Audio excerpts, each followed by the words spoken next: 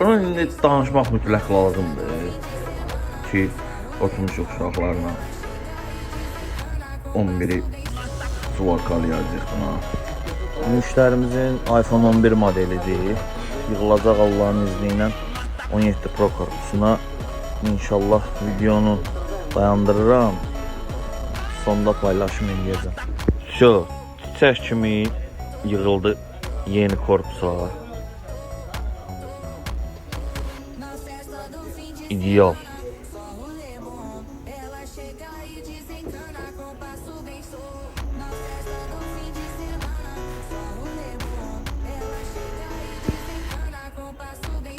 Fokuslanması geyəcəri bunun.